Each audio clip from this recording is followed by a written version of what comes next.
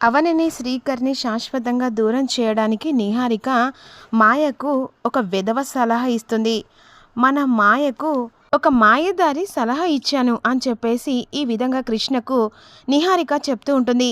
ఏం విధవ సలహా ఇచ్చావు అని చెప్పేసి కృష్ణ అడుగుతూ ఉంటాడు. ముందు మ్యాటర్ ఏంటో చెప్పు అని కృష్ణ అడుగుతుండగా, శ్రీకర్కి పెళ్ళికి ముందే దగ్గర కమ్మని చెప్పాను. క్లోజ్ అంటే ఫ్రెండ్గా క్లోజ్ అమ్మని చెప్పావా?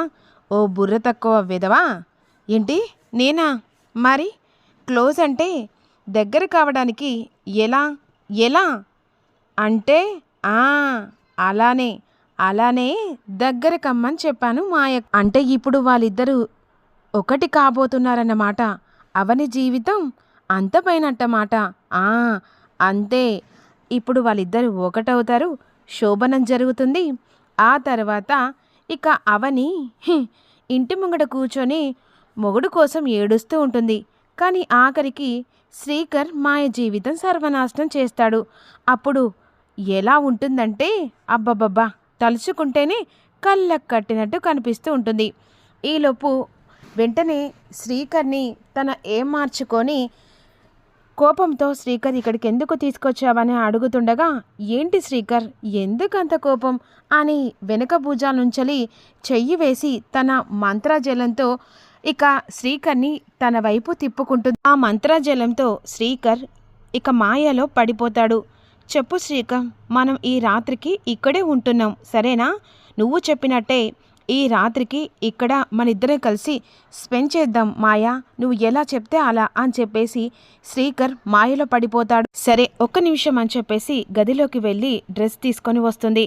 ఇక ఈ డ్రెస్ వేసుకున్న శ్రీకర్ నా వాడు ఈ రాత్రికి అయిపోతాడు, అవని జీవితం అంతే అని వెంటనే శ్రీకర్కి డ్రెస్ తీసి ఇస్తుంది.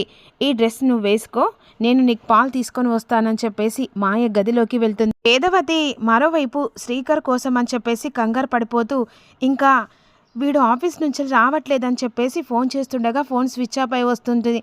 మరోవైపు ఇక ఇంట్లో వాళ్ళందరూ భోజనం చేస్తుండగా, ఏంటత్తయ్యా ఇంకా మీరు భోజనం చేయలేదని చెప్పేసి నిహారిక అడుగుతుండగా, శ్రీకర్ ఇంకా రాలేదమ్మా అంటుండగా, శ్రీకర్ ఈ రోజుతో రాలే అని చెప్పేసి మనసులో అనుకుంటూ ఉంటుంది. ఇక ఒక్కసారి అవని దగ్గరికి వెళ్ళి మాట్లాడేస్తానని చెప్పేసి వెంటనే అవని దగ్గరికి వస్తుంది. ఇక ఏంటి ఈ టైంలో వచ్చారని చెప్పేసి అవని అడుగుతుంది.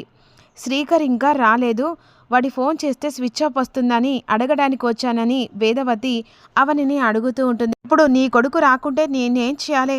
అదేంటి అలా మాట్లాడుతున్నావు?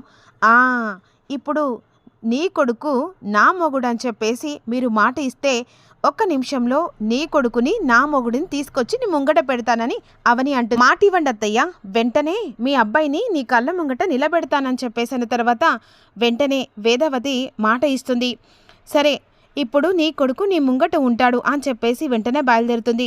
ఇక్కడ బెడ్ మీద అలా పువ్వులు పరిచి ఇక శోభనానికి ఏర్పాట్లు చేస్తుంది మాయ.